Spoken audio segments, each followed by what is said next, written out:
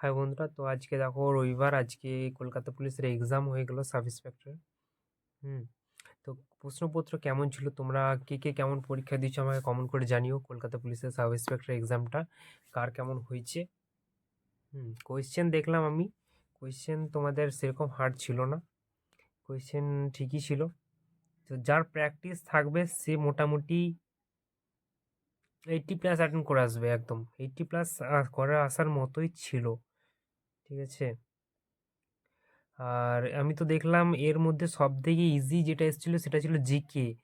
জিকেতে প্রত্যেকটা প্রশ্ন মানে ইজি প্রশ্ন, কোনো হার্ড বলে নাই। আর একদম নর্মাল স্ট্যাটিস মানে স্ট্যাটিক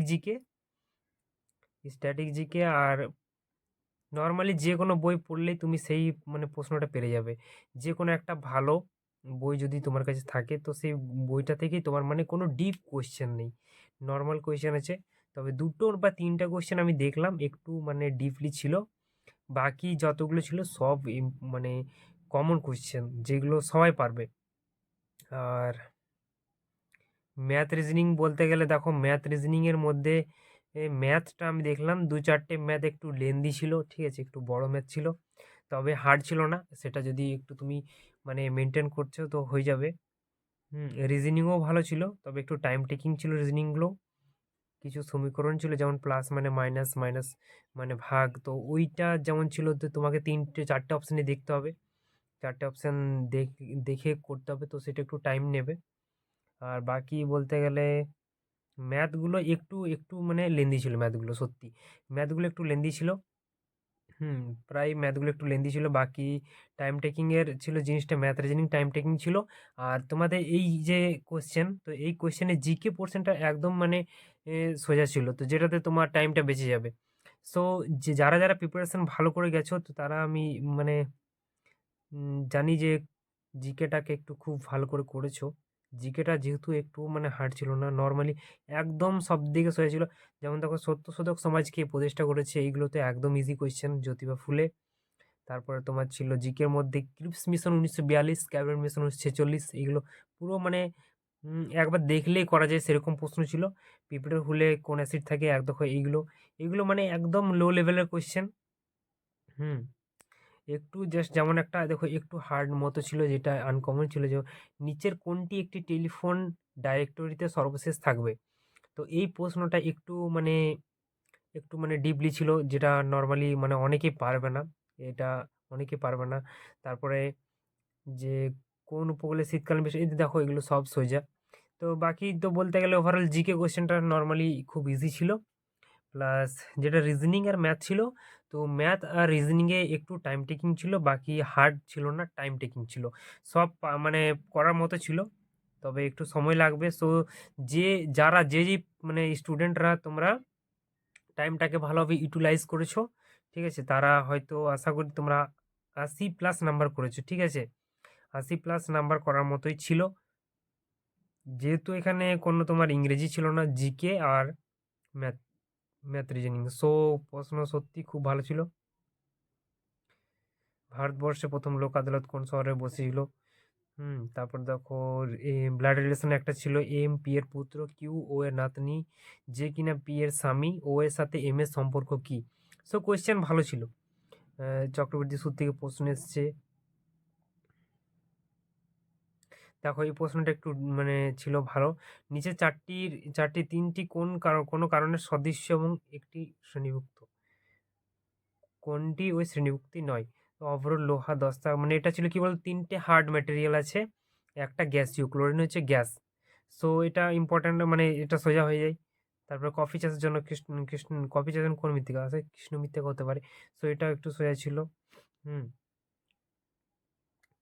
তো কোয়েশ্চেন দেখো সোজা ছিল। তো আমি তোমাদেরকে একটা কথা বলবো যে আজকের প্রশ্নপত্রতে যারা যারা 80+ করে এসছো তাদের বলবো মোটামুটি সেভ স্কোর থাকবে 80+, ঠিক আছে, 80+ যারা করে এসছো, ঠিক আছে, 80+, তার মধ্যে ধরো তোমার দু একটা যদি নেগেটিভ গেল, মোটামুটি 76 থেকে 80 মানে ঠিক আছে, করার মতো ছিল, যারা সবাই করবে। হুম মানে প্রিপারেশন ভালো থাকবে তবেই করতে পারবে তুমি 80+। আর নর্মাল প্রিপারেশনে মানে হবে না। প্লাস জিকে তো খুব ইজি ছিল, যারা প্রিপারেশন করছে তারা জানবে। ওভারঅল কোয়েশ্চেন খুব ভালো ছিল। আর একটা কথা যে দেখো এই প্রশ্নটা তোমরা সবাই যারা পরীক্ষা দিয়েছো, যারা পরীক্ষা দাওনি, সবাই এই প্রশ্নপত্রটা ভালো করে দেখবে। ঠিক আছে? এই প্রশ্নপত্রটা ভালো করে দেখবে কারণ কি সামনে ফুড এসআইয়ের এক্সাম আছে। তো সেই এক্সামে কাজে লেগে যাবে। প্লাস দেখো আপকামিং যে ফুড এসআই সেখানেও এক্সাম হার্ড হবে না। সেখানেও কি বলতো মানে ক্যালকুলেটিভ দিয়ে দেবে, টাইম টেকিং থাকবে। তো সেই জিনিসটা থাকবে তো খেয়াল রাখো একটু মানে যাতে জিকেটাকে একটু যত স্ট্যাটিক জিকে রয়েছে স্ট্যাটিক জিকেগুলো ভালো করে মুখস্থ করো। হুম, বেশি ডিপ পড়ার দরকার নেই। যেমন দেখো রামচরিত এর রচয়িতাকে, এরা মানে কি বলবো মানে এত সোজা জিকে করেছে কোনো বলার নেই, জিকে খুব সোজা এসছে। আর ম্যাথ রিজনিং একটু ক্যালকুলেটিভ। তো ম্যাথ রিজনিংটাকে মানে ম্যাথ রিজনিংয়ে তোমাকে সময়টা কমানোর জন্য ম্যাথ রিজনিংয়ে তোমাকে কী করতে হবে বলো তো? প্র্যাকটিস করতে হবে। সো ম্যাথ রিজনিং প্র্যাকটিস হয়ে গেলো আর এখানে হয়ে গেলো জিকেটাকে তো তোমাকে নরমালি পড়তে হবে, তার ছাড়া কোনো উপায় নেই। আর আজকে আমার বন্ধু একটা বন্ধু ও পরীক্ষা দিয়ে এসছে তো 80+ অ্যাটেন্ড করেছে। তার মধ্যে দেখো 3-4টে বলছে ভুল হতে পারে। সো দেখা যাক কি হয়। হুম। বাকি এই প্রশ্নপত্রটা তোমরা সবাই মিলে চেক করবে। কারণ কি সামনে ফুড এসআই এক্সাম রয়েছে। তারপর ফুড এসআইয়ের পরে তোমার ডাব্লিউপিতে যে আসছে নিউ ভ্যাকেন্সি সেখানেও মানে প্রশ্ন এইরকমই থাকা মানে অনেকটা চান্স রয়েছে। কারণ কি পশ্চিমবঙ্গেই শুধু এরকম প্রশ্নপত্র হয়। তুমি বাকি স্টেটের যে কোনো এক্সাম তুমি দেখে নেবে, এতটা সোজা প্রশ্নপত্র হয় না। যেহেতু একটু অফলাইনের এক্সাম তাই কম্পিটিশানটা একটু কম হয়ে যায়। কারণ কি অফলাইন যদি না হতো, অনলাইন যদি হতো তাহলে অনেকটা তোমার আরও হাই কাট অফ হওয়ার চান্স ছিল। যেহেতু অফলাইন এক্সাম হচ্ছে সো এখানে কাট অফ একটু কম হলো, একটু হলেও কম যাবে। হুম। তো বলবো ভালো করে প্রিপারেশন করো। বাকি সামনে যে এক্সাম রয়েছে ফুড এসআই, তো সেটার জন্য প্রিপারেশন নাও। দেখো ইউনেস্কোর সদর দপ্তর কোথায় অবস্থিত? UNESCO Paris, France. ঠিক আছে? প্যারিসে। সো ভালো কোয়েশ্চেন ছিল সত্যি। প্রশ্নটা দেখে খুব ভালো লাগলো। সো যারা তোমার পরীক্ষাটা দিয়ে এসেছো আমাকে কমেন্টে জানিও পরীক্ষাটা দিয়েছো। ঠিক আছে? বাকি আমি নেক্সট যে ভ্যাকেন্সি আসবে সেটার জন্য আমরা প্রিপারেশন করছি, আমিও করছি। ঠিক আছে? তো সাথে থেকো, সাবস্ক্রাইব করে রাখো চ্যানেলটা। ঠিক আছে?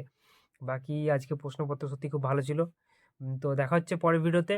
বাকি কেমন কি কাট অফ যেতে পারে আমি পরে মানে যদি আমি ভাবি তাহলে তোমাদেরকে জানাবো।